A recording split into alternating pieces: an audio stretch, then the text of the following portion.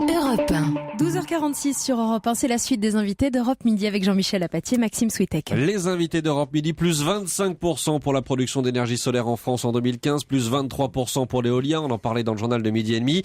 Les énergies renouvelables seraient-elles enfin en train de décoller chez nous aussi? Est-ce qu'elle décolle, Jean-Louis Ball? Vous êtes, je le rappelle, président du syndicat des énergies renouvelables. Ça décolle? Elle décolle modestement, mais elle progresse et ça va continuer. Donc effectivement, on couvre aujourd'hui avec l'éolien et le solaire à peu près 6% de notre consommation d'électricité. Si on y ajoute les autres énergies renouvelables, l'hydraulique notamment, on est à près de 20%. Quelle est la prévision d'ici 2, 3, 4, 5 ans, si vous en avez une, Jean-Louis Ball? Écoutez, on a un objectif dans la loi et je pense qu'on va le tenir, qui est d'arriver en 2030 à 40% de notre électricité qui devra être renouvelable. Et ce sera principalement grâce à l'éolien, au photovoltaïque. Et quand je dis l'éolien, c'est aussi l'éolien en mer. Donc on va voir apparaître des grandes éoliennes en face de nos côtes, notamment sur la côte atlantique. À quelle échéance?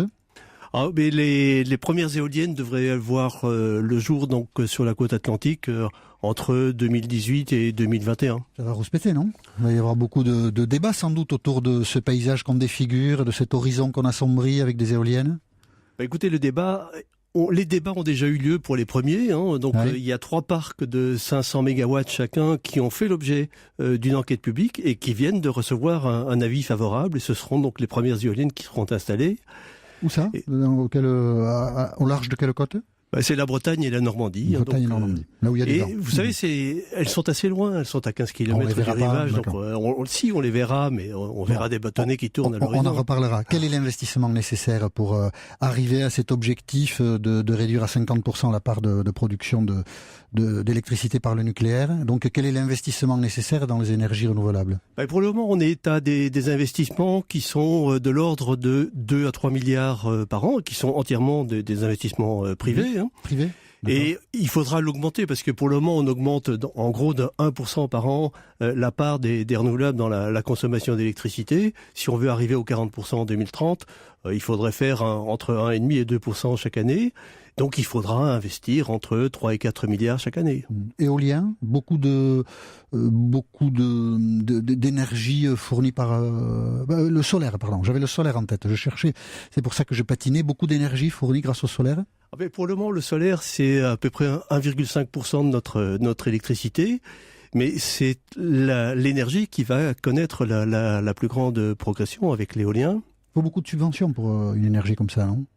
C'est un problème quand même dans une société comme la nôtre. Il a fallu pas mal de subventions pour arriver au résultat où on est aujourd'hui. Mais aujourd'hui, le solaire photovoltaïque, c'est devenu aussi compétitif que l'éolien, aussi compétitif que du nouveau nucléaire.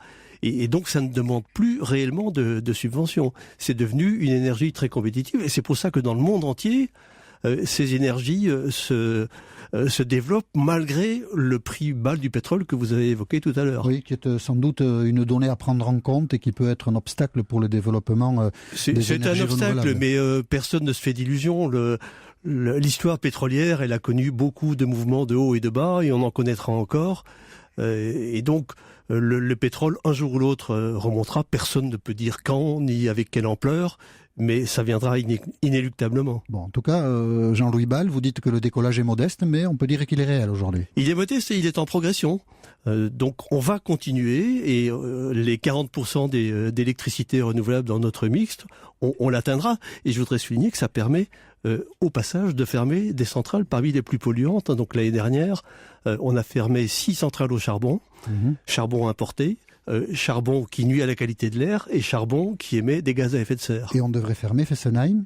Ça ne vous concerne pas, mais on devrait fermer Fessenheim, c'est quoi, fin 2017 ou 2016? Je me souviens plus. Ce qui est prévu est encore extrêmement vague. Je sais absolument pas quand, et je ne sais pas si quelqu'un le sait. Si, je crois que des dates ont été données, mais enfin, c'est un autre débat. Pour le coup, vous n'êtes pas président d'EDF. Merci Jean-Louis Ball, président du syndicat des énergies renouvelables, de nous avoir renseigné sur les énergies renouvelables qui progressent en France, et on va dire que c'est une bonne nouvelle. Europe 1. Il est 12h51.